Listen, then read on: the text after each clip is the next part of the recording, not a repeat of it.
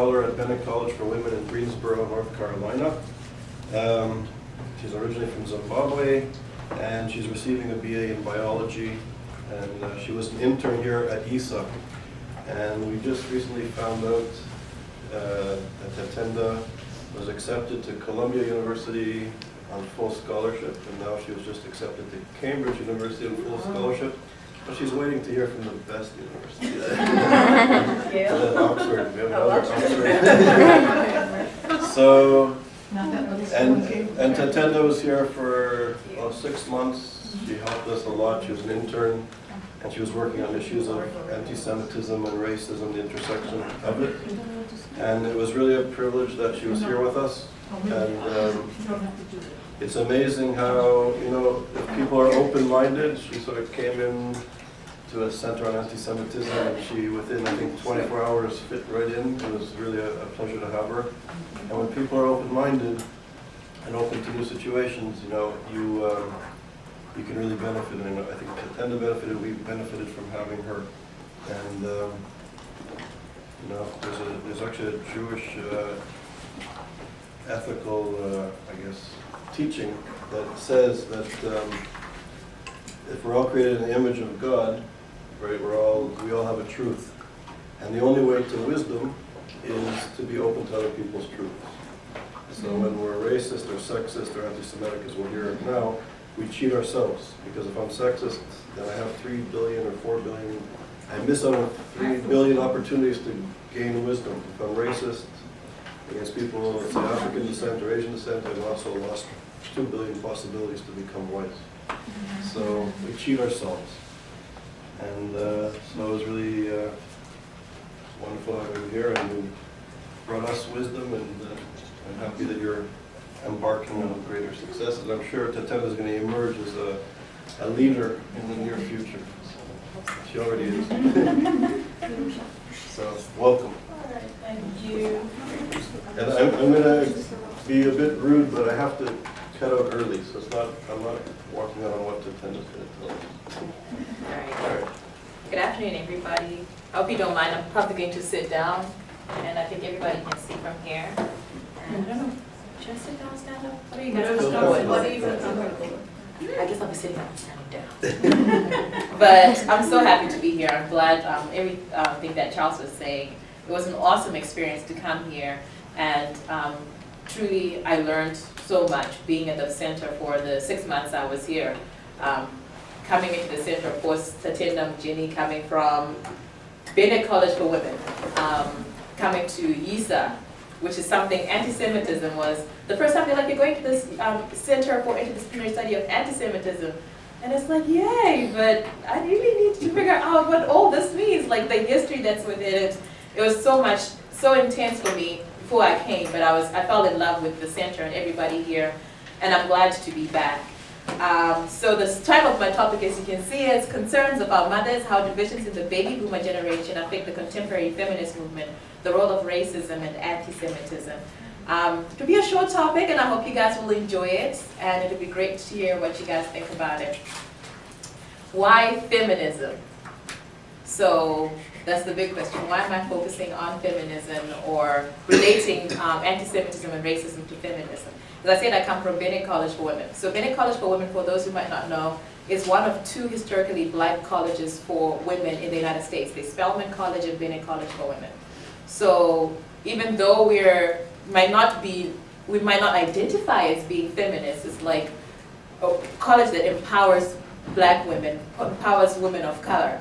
So this is something that was always within me. So when I came here, it was get a topic that I may relate to and related to anti-Semitism also. So feminism was the one thing that automatically that I identified with. Even though when I first came, I didn't totally call myself a feminist, but I identified with the feminism of women of color from my school, from around the world. I'm also from Zimbabwe.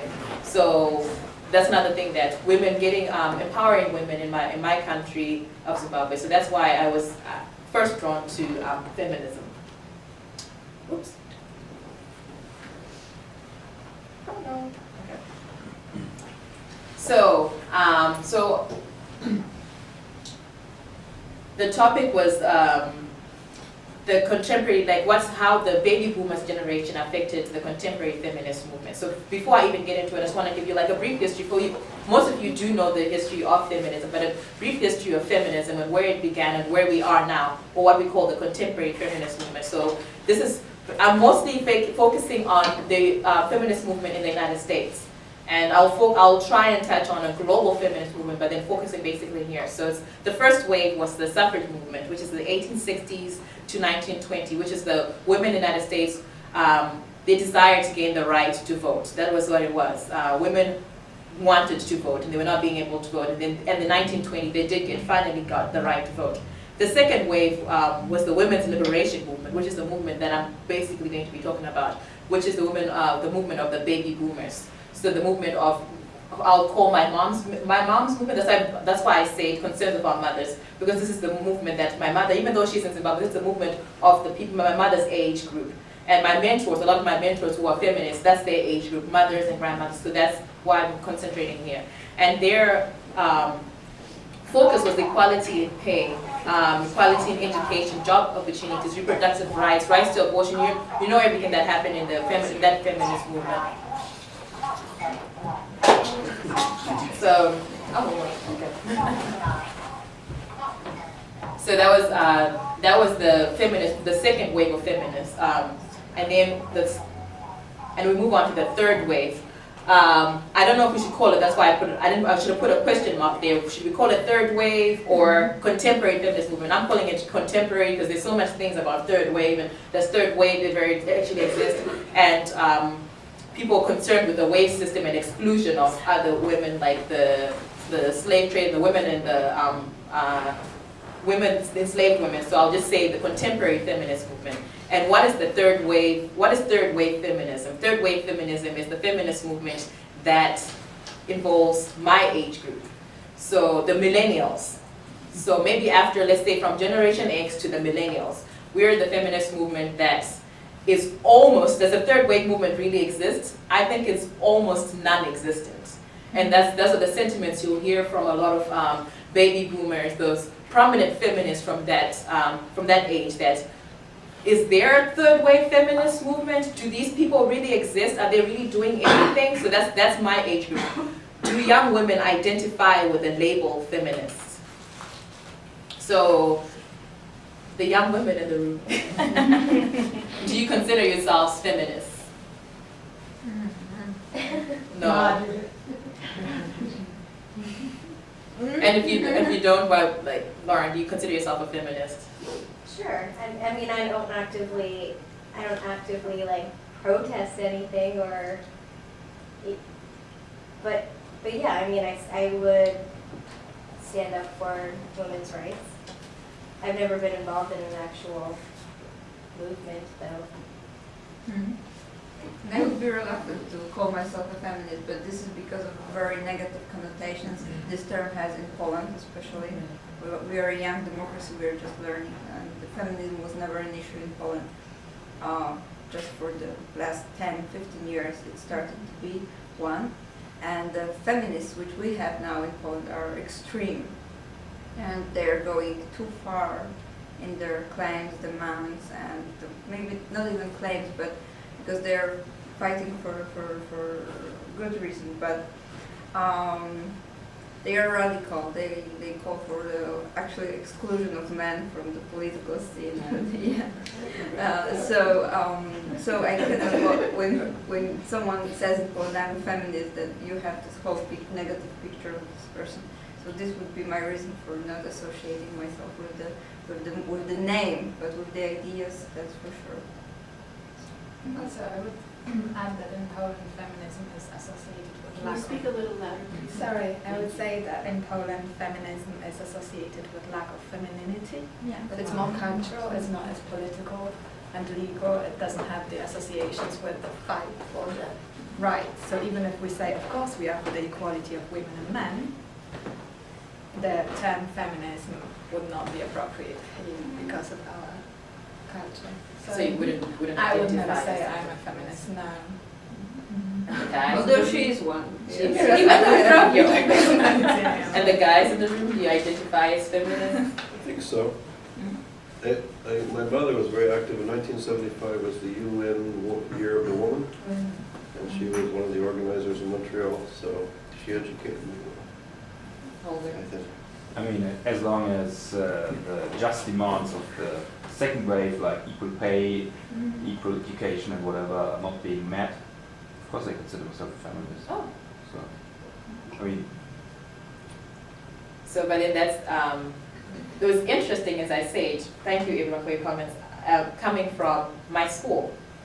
And we had a conference. This was like before I asked my friends around the place, and most of my friends were like, I don't identify with feminists, it's just really crazy. These women, they're like hate men and we love men and all this stuff. And some were like, I'd rather be like, you know, the womanist that was introduced. I'd rather consider myself a womanist and include all aspects of the black female, including her family and everything. But hardly do you hear people saying that they're feminists. There are very few students would actually say they're feminists. But a week ago, we had a conference and we're talking about just something really, but we're talking about women being sold, like in modern day slavery, basically. And they were saying, then we have like a program at school where everybody sits, every single, like the whole school is basically, the school is really small. So it's like between 600 and 700 students. So there were like 300 students. They asked the question, how many of you consider yourselves feminists? This is an all women's college. And I was the only person who stood up. And then they asked us again, how many of you consider yourselves feminists? So my friends were kind of supportive of me, stood up, and like 2 other people in the room. And they said, for those people who consider themselves feminists, can you tell us why you're feminist? And everybody sat down. So it's like, there's this reluctance, that's what I'm talking about, this reluctance of being called a feminist. And I don't think there's anything wrong with being a feminist, but there's this reluctance from the younger generation of being called a feminist. Even though a whole lot, like Alex would say, that a lot of things, or Lawrence said, a lot of things that we do, we are acting as feminists. We're pro-women's rights. We're concerned with what's happening with women all over the world, and we'll do anything to help. But very few of us are reluctant of this label of feminist. And that's what a lot of the older feminists that I talk to, like my mentors who are feminists, will be talking to me about how why is the feminist movement dead? We're non-existent. They were not doing anything that was supposed to be done. And so now, in this research I was doing, I was like trying to figure out, why are we as young feminists or young girls or young women reluctant to identify with feminism? And these are some reasons why being a feminist is unpopular today. I know these ladies will say some of it, but then a desire to avoid identification with radical feminists, like, yeah, all men should, I'm just joking, they don't say that, but like, just like real radical stuff, like women should be in charge of everything, and men, let's hate, like not hate men, but then it's like, that's what the younger feminists would get. And rejection of a separatist-oriented political strategy, like women on one side and males on the other side, and everything you say, no, you're being sexist, you're being sexist, you're being sexist. And sometimes you're just like, we don't want to identify with that, because we do love our men, we do like our young men and everything, but then that's not the reason. And of course the label of a feminist, I wish I had a picture in here, that people think of, the first thing they think of feminists. Feminists are shrill, overly aggressive, man-hating, ball-busting, selfish, extremist, deliberately unattractive women with absolutely no sense of humor, like mad all the time. And you never see it. Yeah. And when you see it, when you think of feminists, you're not thinking about young, beautiful, doing everything is just mad. Like, why? Why is this? Is this the image that we as the young feminists got from the feminists? And I really respect, like before I knew a bit about the feminist movement, but then after research, I really respect what these women did. They stepped out, joining together, like from different groups, and saying, okay, this is it. They have been saying things about this, we're going to do something about it now.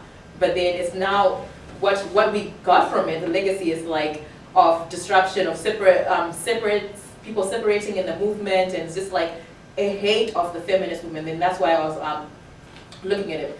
So I was looking at the separations and why we don't want to identify, or maybe one of the problems that could be there is to be separations in the second wave or the second wave movement. So I'll say that I was looking at the liberation movement, which is the second wave. And a little history, I already said about it, is like women, the first formation of the National Organization of Women. And this organization initially was not separated. It was like all the women came in. If you see the first founders of the organization, there was a man there was Jewish women, there's African American women, there was Chicano women. It was like women joined together, and then they had a common, these are the closest of all friends, and they joined together with a common goal of equality for women. We're working for the liberation of women. But then a few years within, this is like the 1960s, by the 1970s, there was so much separation and division in the movement that in the end, it's kind of frizzled off in the 1970s. Even though it does exist, feminist movements now is still there, but then there was like so much tension that exists. And the first tension was, of course, the women of color separating themselves, saying that the white middle class movement, white middle class Christian movement, they only were concerned with issues that affected women, white women. It was like what they had was white privilege, even though they were saying they were discriminated against because they're women. But the women of color, the Chicano women, are saying, but you don't have double oppression. You're not Mexican, you're not Latino and a woman. You're not black and a woman. You're not Jewish and a woman. You're just a white woman, and you're the one. These are the women who they say they are in charge. And this is, of course, the white women in the country are more than the minority groups, and they were the ones more in these organizations. So the women, first of all, there was the formation of the Third World Women's Alliance, and I was reading a book, This Bridge Called My Back. This is poems and anthologies from women of color. And it was just really crazy how much these women really felt there was this movement separated themselves, this movement that was supposed to be for all women, and they're like, no, it's like a white women's movement. So that was the formation of coalitions. Okay, fine, this is what, maybe you needed coalitions, and there was a separation. And some separations and coalitions were formed with black Jewish coalitions. And these were pretty strong. You might not know that Jewish women were involved in the civil rights movement. A lot of Jewish women were prominent in the civil rights movement. And when they left, they were, of course, were always supportive. There was this history of shared oppression between women of color, specifically black women and Jewish women. So there was that understanding that was there. But later on, this identity politics raised by the Combahee River collectives with Barbara Smith and all, where the women it's identifying by yourself. You're focusing on your own oppression. This led to divisions and separations between the black women and the Jewish women in the movement. And these were like the harshest. I haven't seen so much writing and so much backlash from black and Jewish women about why there were so many separations. And some of the reasons will be, of course, the black women are saying, well, the Jewish women are still white. They still have the white privilege, the white middle class women did have in the movement. And that was always, even till today, I'm not going to say this ended up in the women movement, because I still have black feminists I call my mentors. And when you talk about issues of anti-Semitism, it's like non-existent. It's like why are you focusing on things that don't affect you? This is not you. You're a black woman and everything. There was like a separation of, I'll focus on my own identity and they can focus on their own identity. And of course the Jewish women who have been in support of the black women through the civil rights movement and everything are now saying, why are you pretending like the Jewish women became, like, they're saying they were invisible. They had double oppression too. They were Jewish and they were women, but their oppression was invisible. And the black women failed to acknowledge their oppression. You have people talking about the black women hunkering down on their own oppression and not realizing the oppression of other women. And this led to like a whole lot of backlash, which, as I say, is still existent today.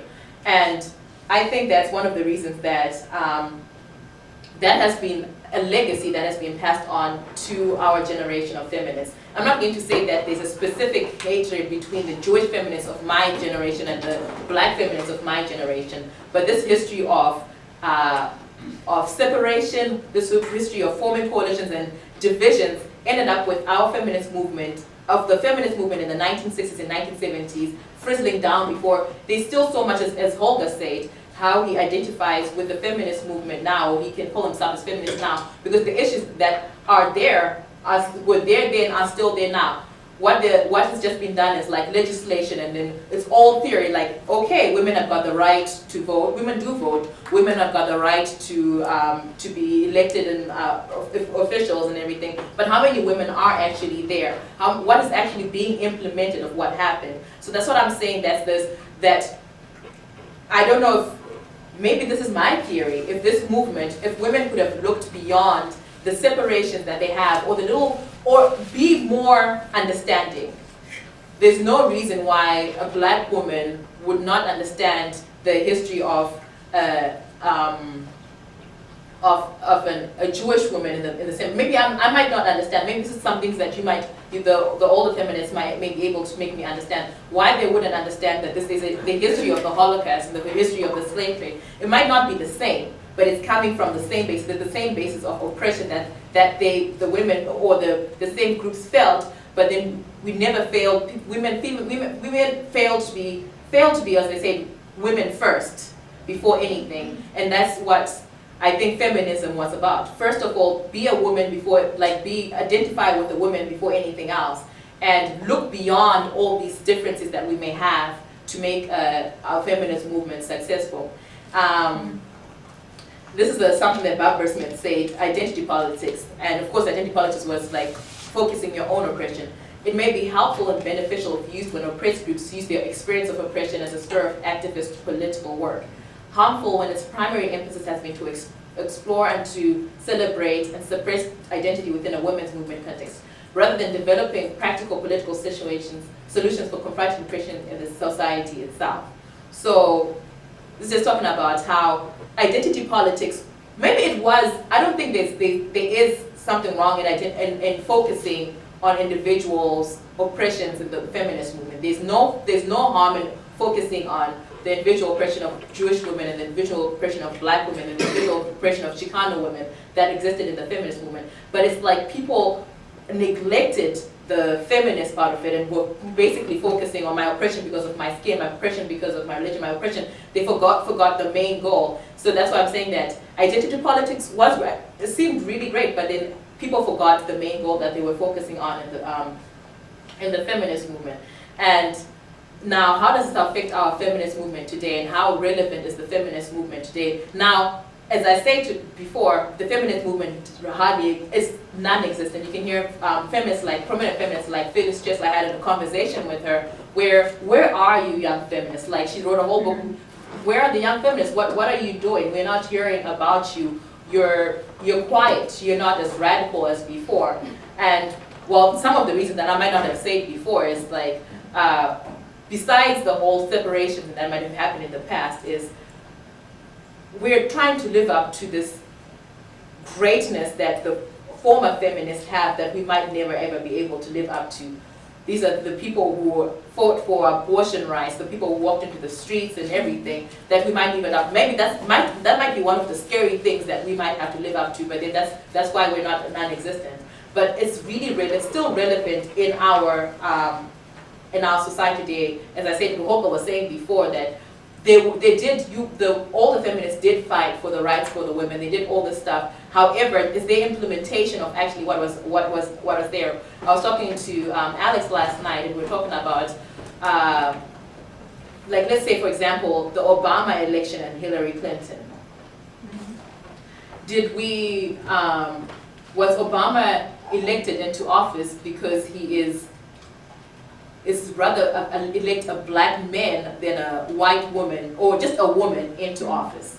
That might not be the reason. Maybe there might have been other reasons, but then was it like in the whole framework with the the experience that Hillary Clinton had and the background that she had, did people end up focusing on Obama because he was the male and not the female? And did female ever think of what the importance of having a female as a president? Women are also actually still scared of the thought of women in a position of power like that. As I said, I'm always going back to my school, where a school of all black women, where they call us voting school. We call Bennett Bells. We're the bells of the South. And basically, the whole school goes to vote. When voting comes, council election, we call Bennett Bells or voting bells. People always come to our school and campaign because they know the whole school. Okay, well, we'll say 94% because they're international students. Everybody else, the school shuts down for voting polls. And I think out of that 96% that might have voted, 94% voted for Obama. So was it the reason because he's a black male? And why not Hillary Clinton? Or were we thinking about the effects of electing a woman into power or not electing a woman into power? So that's what I'm saying, that there's so many things that keep on coming up that we might have thought that might have been finished in the second wave, but are still affecting our movement now, it might still affect us in the future. And so many things are subtle. It might not seem the same. How we can have, oh yeah, you want equality in your workplace, where you can have a boardroom of 30 people with one woman. Okay, there's a woman involved, but what is she supposed to do when she's the only one involved? And we're the people who are actually getting into these positions. We're the younger feminists who are getting into these positions. And the work is not totally finished. But I feel like it kind of fizzled down along the line, and they expected to pick it up from where it was. And I think there's almost all this history and legacy that was brought upon us that we might not be able to deal with, that we might need our mothers and the baby boomers' help to push us up a little bit. Like, give us a little nudge to get us where we need to get. But then I feel that there's still this history. There's always, like when I talk to them, like especially I'll say the most people I talk to is like the black feminists, they still always, you'll never understand. You'll never understand the whole Jewish thing. Oh, look at Bella Asbeck and Shirley Chisholm election, how she left her, and she thought, they say they were supporting black women, but she did not support it. But is it possible to look back in our history of all the separation, and I don't know if it's forget about it, but then can we come together so we can give it a nudge for the future that's coming up for the women for the feminists of my generation. And of course, a need for global feminist movement. I don't know if you're here when Phyllis Chesler was talking about what's happening like globally with Sharia law and women being affected. And I'm from Zimbabwe. There's so many things that are affecting women. It might not be an American thing, it might be subtle, but I feel like the feminist movement has to be stronger now. It's not only affecting American women, it's women from all over the world, that they need the efforts of all feminists. However, I feel we're still divided from the issues that happened in the past. So that's why I think the feminist movement is still relevant today. And this is a quotation from one Lord that I felt is really, really important. And it says, "You do not have to be me in order for us to fight alongside each other. I do not have to be you to recognize that our wars are the same. What we must do is to commit ourselves to some future that can include each other and to work toward that future with the particular strengths of our individual identities. We are not the same. I'm a black female, I'm going to be working with a white Jewish woman, I'm going to be working with a Hispanic woman, I'm going to be working for the issues." I'm not thinking, now it's like with globalization, I'm not thinking about Tatenda as an individuality as a Zimbabwean woman and working for the rights of Zimbabwean women, but for the rights of women globally. We might not be the same, but is it possible to work towards thinking and aware of all our differences, working towards the rights of women and what we can do for the future. And I think right now it's probably looking back in my mother's generation. I don't know if they can mend things. I feel like there's still this separation, there's still all this blame of what happened. I'm not saying the feminist movement was very successful. The liberation movement was very successful, but then we just might need that joining back together, that we can give us, as I said, a little nudge in the contemporary feminist movement. And some things that I thought of working against the negative stereotypes that are associated with feminism today. And I feel like as we talked about the stereotypes that are there, getting more women, getting more young women. I would love for the women, the older women in here, being mentors to young feminists, getting rid of the stereotype that feminism is.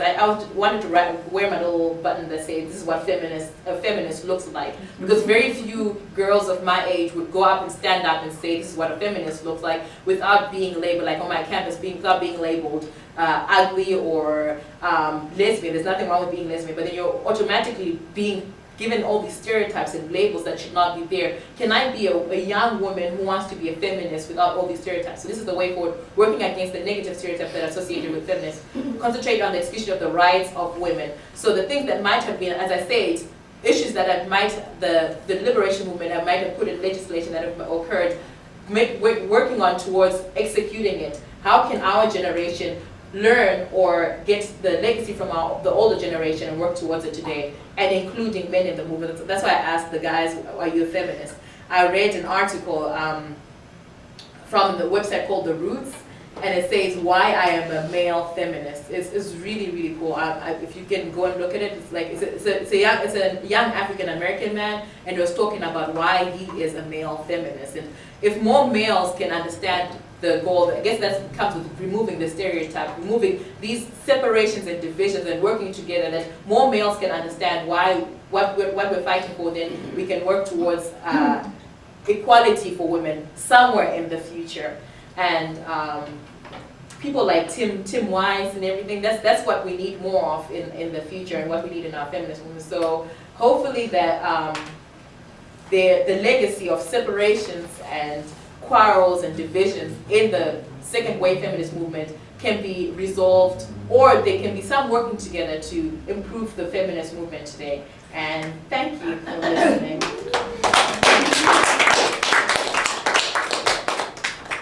I wanted to comment, in the late 60s, early 70s, there was a movement, a black movement to acknowledge that they are also human, that the Black is Beautiful movement. And I think that that was an important process for African Americans. But I do think that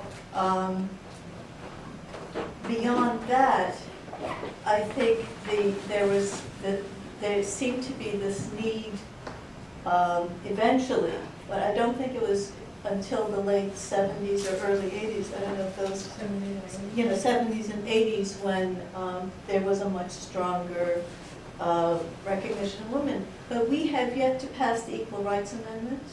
I mean, no equal pay for equal work.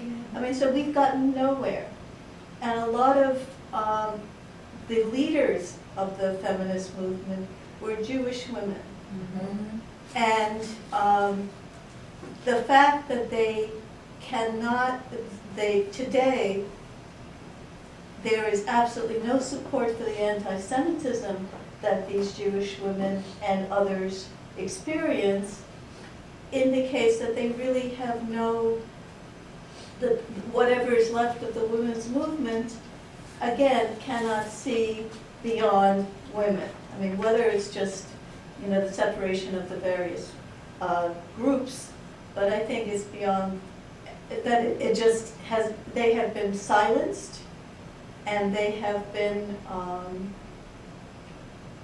it's like it doesn't exist. And the women's movement, again, is just a women's movement that has nothing to do with any other political or social aspects. Go ahead. I think once we started labeling people, women, Christian, Jewish, Black, white, you break down the issues. You're not focused on the issues anymore. We become divided by our differences rather than being enriched by them. Mm-hmm. And working on our commonalities. And I think if we can start looking at the commonalities and the needs again, labeling those and asking those to work on the issues, it might turn itself around. But division is very divisive, as you well know. But then how is it going to affect, like, I've never thought of anti-Semitism, maybe because I said I was not involved in this movement. But the older feminists definitely are, oh yeah, the Jewish feminists did this, and then the Jewish feminists are like, well, the Black feminists did not recognize our oppression too. They always they were invisible. They were oh, no, you don't have anything wrong with that. But then as I said, it's now left to us. Like, that's not anything that I identify with. I'm not going to be anti-Semitic to a. But who's saying that? You see, are those things being said to intentionally divide us? And who's actually saying those things? But I think there's a bottom issue here is that we are facing a tremendous rise in anti-Semitism. And these same people who were led and came such a tremendous way because of Jewish women, nobody stands up for them. And in fact, they have become totally invisible. That is really true. That is really, really true. I can't remember exactly, but a couple of years ago, there was a conference, and Jewish women and Israel were condemned at this conference. And I mean, and this was like, you would never have thought that anything like that would ever happen, but it really did happen. Well, actually, even Ms. Magazine refused to print photographs of women Israeli women who are accomplished. They just refused to. They used some other excuse, but they refused to print. So there's this, so the hero, the founders who really we have built upon are being, that who they are made them who they, their whole culture made them the activists they were, and yet they've been just pushed out of the way. I mean, there are very few active Jewish feminists these days, and there's also, again, there is no support in that the feminists for the anti-Semitism. And I think that's what's so scary, is that it's a repetition of thousands of years of cycles, whereas, and the Jewish culture has always been there. I mean, that's one of the basic tenets, as I understand it, is that we help others, not just ourselves. I mean, I think when we pray for the peace for the world, not for Israel only. So that, so that basically, I guess it's just, to me, it has been very frustrating. Phyllis Chesler addressed that in her book also, that here they gave everything. A lot of them gave up their whole life or marriage and whatever because they believed so strongly in this. And yet, it's come to, they don't exist as their own issues. It's a generalized issue of anti-Semitism. And you would expect people, intelligent people, to see that and to provide some kind of support for it. But I don't think, as I said, I don't think it's our generation though that's doing that. It's still the generation, it's still your generation, yes. That's still, it's 10, 20, 30 years down the line, still having all these quarrels and separations that if we could have dealt with could have been helpful. There's some comments that I've heard, for let's say, from black feminists and everything, and I'm like, whoa, like what's this about? Like I've never heard any anti-Semitic comments until I was at YIISA, when they start saying all this stuff, like, you girl, you don't know what you're talking about. Then they start, I now get emails of the Palestinians and what's happening and these Jewish women. So I feel there's still this negativity that's still there, and there's all this hate. It might not be hatred, but then it's like, well, I'm not going to work with you until you figure yourself out, and I'm not going to work with you until you figure yourself out. And there's still, no one's really figured themselves out. And even though they say they are together, there's still so much separation that we don't need if we're going to work together to work towards just generally the general well-being of women. And that's like, it's like being passed on to us. Where I can see color, but I really don't see, if I see a young Jewish feminist and say, well, you don't go through the same things that I go through and whatever, that's not what I'm thinking. I'm thinking of myself as more global, a global citizen, but that's what we have to deal with. Like, this is something that the baby boomers might need to deal with before we can have a prominent feminist movement now, I think. I have a little comment to make about feminism. I was wondering, I don't know much about it, but I was wondering, my impression was if feminism as a word, as a category, is so brings such negative associations, in some ways, why keep it? Why insist on using it to mobilize these forces? Why don't we just? I do realize sometimes we need some abstract concepts, such as civil rights movement, to mobilize people under them. But here, it seems to me that the concepts are not a problem. Was the problem are specific, practical, specific policies in specific situations. It's not about. I think everyone agrees. Yes, equality between men and women, that's not an issue, but we need, how do we implement it? So then, if that's the case, why don't we just create groups to resolve these issues and not use the word feminism? You know, I think that's a Interesting. great subject to talk about. Historically, from the 60s to now, originally it was the women's liberation movement, and women were called women's liberals, which was derogatory. So I think that was when feminism began to be used again. And I think that that word got derogated by people like Rush Limbaugh, for example, with the feminazis. It just seems like any word is going to be made derogatory for a movement that has opponents. It could be So- an equal rights movement. I mean, that's really bottomly what we're it talking is. about. Yeah, Yeah. so, you know, if that, maybe that terminology would be more effective. So why hasn't it passed? That's right, Yeah, that's right. I until mean, years that's, later. you know, and the thing is that I think there seems to be, there's so many other issues that come up that people sort of put things on the side, well, we'll go back to this, but it just, you know, the momentum was there then, and it should have been really fought harder, maybe. I didn't get to be a feminist until I was 5 years into my marriage and realized what it meant and what I gave up. You know, but I mean, I had no understanding. Why would somebody want all of that? Because I'm from Hungary, and again, culturally, you know, male dominance, and that was how I lived my family life. So it was just totally an unaccepted thing. So.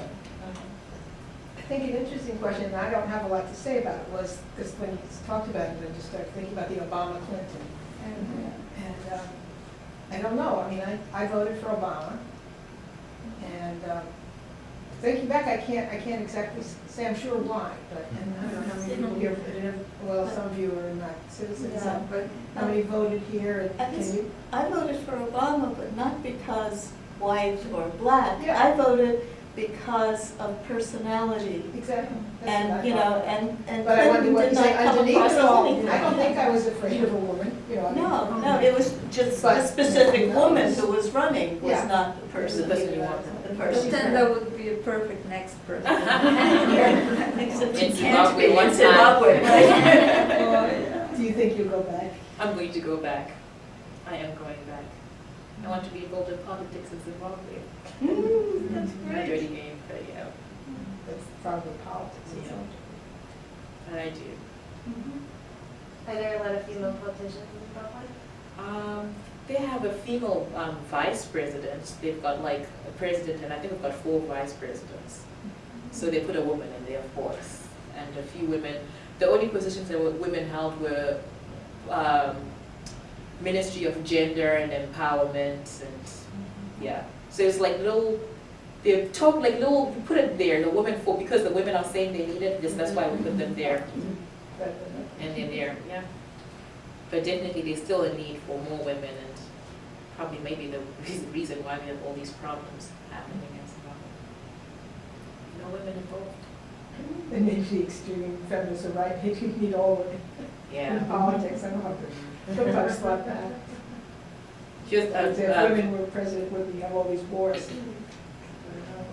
like Alex was telling me about Poland and how the yeah.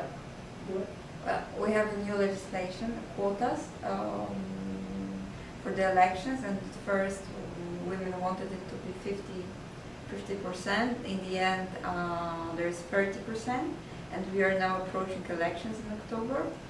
And yeah, we can observe how they search for women, because women do not want to enter the politics.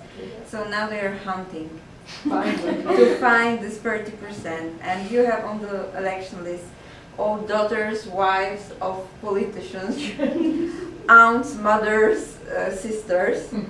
And they did some interviews with hidden cameras with those women who are on the election list. And they're not the proper people to go into politics. They talk about little kittens and the kitchen and those stuff. So yeah, we have legislation, the law is there, but what we are going to do with that? Is that because there aren't any women who want to be yes, politicians? yes. This is not it's not yet our tradition that women go It's into not- politics. it's not just There that are women- some very, very prominent Polish politicians, and they are really doing a great job, but this is absolutely not enough. And I think that this artificial way of including them, this is a dilemma, yeah, but yeah, so. Well, there's a question if the law comes before culture or culture Right. comes before Yeah. law. Because if you don't pass this law, then you could presume nothing will ever change. Yeah, that's true. So it is artificial, but it is artificial going in the right direction. If we don't have any of these quotas, and theoretically, we could have as many women as we want, but we don't have very many. Even though they're, if you think of the lawyers as being a source, I think we have lots of female lawyers, 50%, yeah. Law faculty in Poland, really, 70% women. And you think that politicians, a certain number would come from there? But not in Poland. Yeah, Don't Poland have is- No, not enough none of women. my friends went into politics. And another interesting thing is that from those of my colleagues who went into academia, it's like women go until they have their PhDs and that's it. And their colleagues go up to get a professor title, and this is like a rule. It's incredible when the members of the board of my institute, which is Institute of Legal Studies, includes about 70 law professors, and there are 10 women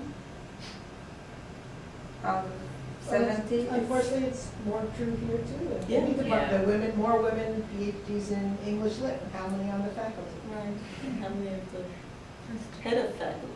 Well, You won't even talk about it. What percentage are women in the faculty? I don't know, and I don't know what it is now, because they put in, I don't know whether there were laws, or there were certainly policies, because maybe government money, they were able to use government money. In other words, if you accepted, grants, you had to prove that you were,